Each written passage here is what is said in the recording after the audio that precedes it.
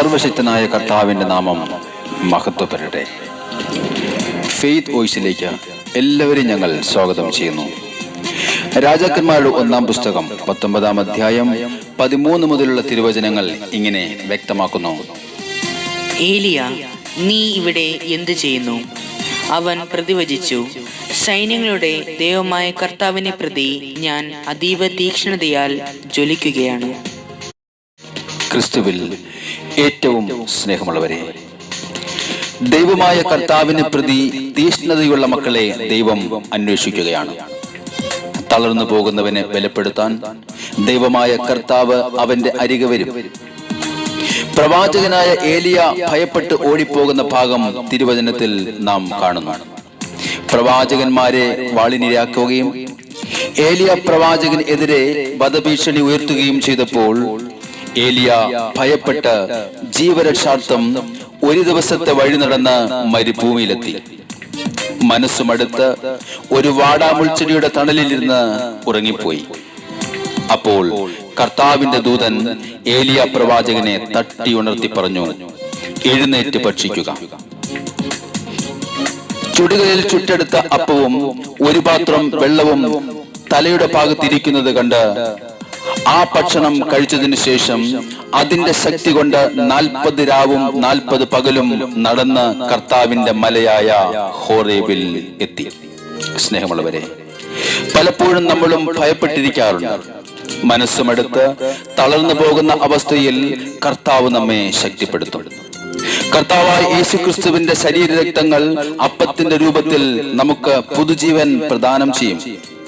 സ്നേഹമുള്ളവരെ, ഹോറേബിലെ മലയിലെത്തിയ പ്രവാചകൻ കർത്താവിന്റെ സ്വരം ശ്രദ്ധിച്ചു കേട്ടു. ഏലിയ, നീ ഇവിടെ എന്തു ചെയ്യുന്നു?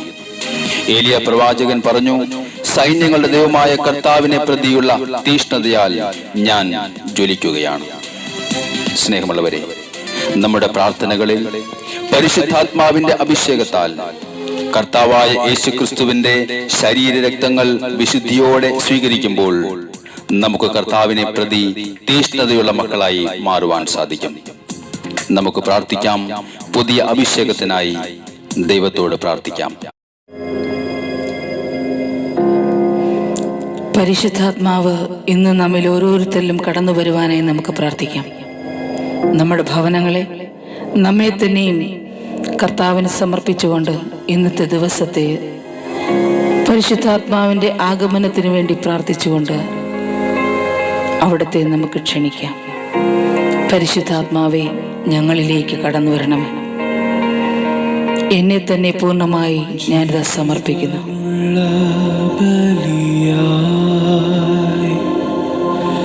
സമർപ്പിക്കുന്നു എന്നെ പൂർണ്ണമായി.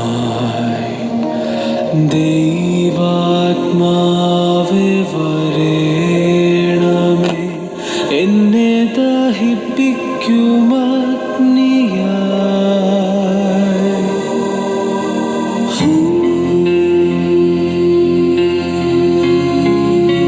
പരിശുദ്ധാത്മാവേ,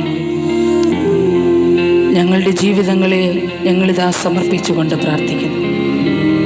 അവിടുത്തെ നിശ്വാസത്താൽ നിറയ്ക്കണേ.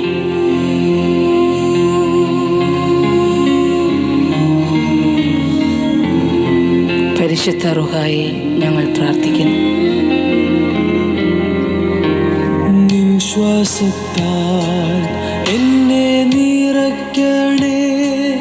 ഓടും കാറ്റായി എന്നിൽ വീശണേ.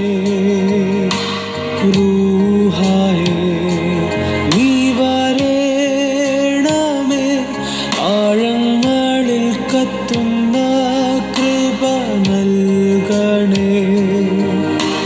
സർവശക്തിയോടെ എന്നിൽ വാഴണേ. തീയായി വരണമേ. തീയായി എന്നിൽ വരണേ. ആമേൻ. അഭിഷേകം ചെയ്തിടണേ.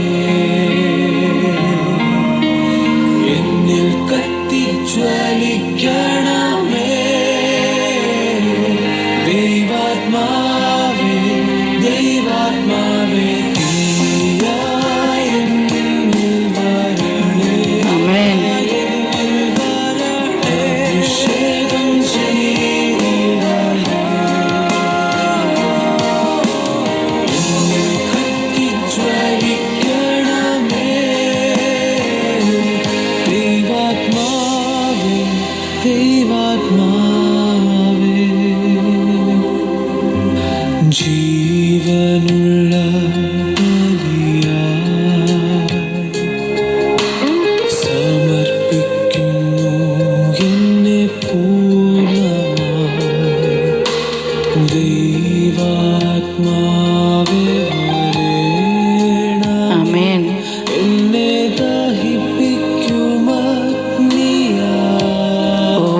യേശുവിൻ്റെ ആത്മാവേ,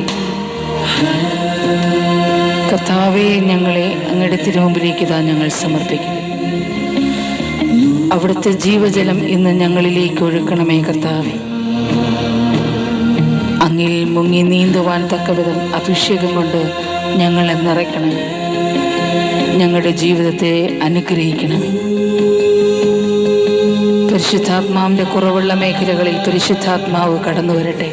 ജീവജലം എന്നിൽ ഒഴുകണേ, നിന്നിൽ മുങ്ങി നീന്തുവാൻ കൃപ ഒഴുകണേ. നീ വരേണമേ, മഴയായി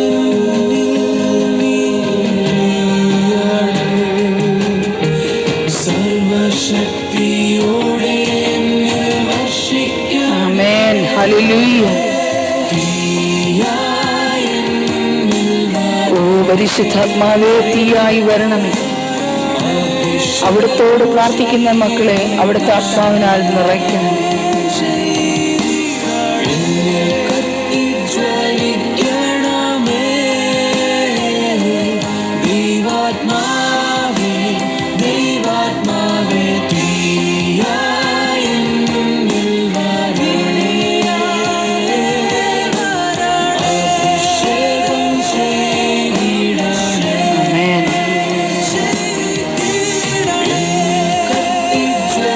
ജ്വലിക്കണമേ ഓ ഹല്ലേലൂയ. ദൈവാത്മാവേ, ദൈവാത്മാവേ. ഓ പരിശുദ്ധാത്മാവേ, ഞങ്ങളിൽ നിറയണം.